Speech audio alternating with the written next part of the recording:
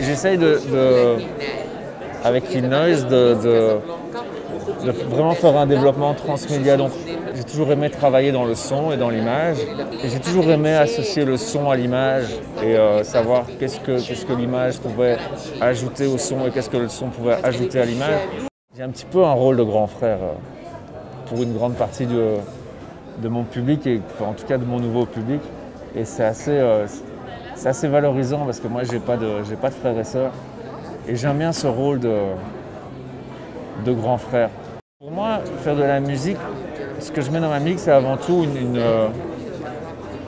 des humeurs. L'idée, c'est de se dire qu'un morceau représente une humeur, un mood. Les gens qui arrivent à écrire des beaux morceaux, c'est des morceaux qui traversent le temps parce que c'est à un moment quelque chose qui est suspendu, qui fait l'état d'une humeur ou d'une idée, d'un état d'esprit. J'adore le concept radio-friendly, l'idée de se dire on travaille vraiment sur quelque chose qui peut toucher un grand public. Et pour moi, c'est pas du tout péjoratif l'idée d'avoir envie de toucher un grand public. C'est un challenge. Après, j'aime l'idée de pouvoir faire exactement l'opposé quand j'en ai besoin ou que j'en ai envie.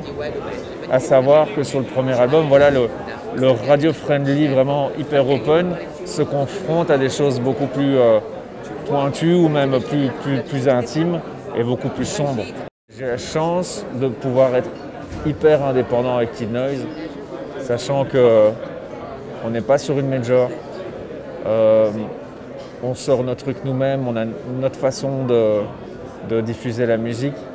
On a une structure très indépendante, mais avec un projet qui ne l'est pas forcément. Quand j'étais petit, je voulais faire de la BD. Et j'ai fait 2 planches. Et puis j'ai pigé que c'était... En fait, c'était très dur. Je pensais que ça allait être facile, mais c'est un truc très, très, très, très dur. Et maintenant que on est dedans, entre guillemets, pour du vrai, et j'apprends énormément, et c'est vraiment quelque chose de passionnant. J'ai toujours aimé en bande dessinée les classiques, parce que j'ai grandi avec les classiques. J'étais un grand fan, enfin je suis toujours de Soda.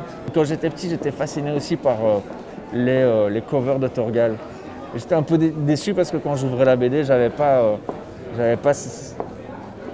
la force de la cover, je ne la retrouvais pas dans la BD. Ma mère m'a emmené au cinéma et elle m'a offert une petite peluche d'E.T. Et on a été voir E.T. au cinéma, je me souviens, c'était à Bruxelles, derrière la Bourse, il y avait un cinéma de la Bourse, je ne sais plus comment il s'appelle. Et j'ai vu E.T. pour la première fois. Et c'était un truc magique, c'était évidemment magique parce que l'histoire est magique. Mais c'était magique parce que le moment l'était dans son intégralité. Et il y avait ce rapport à la peluche que j'avais reçu et qui m'appartenait.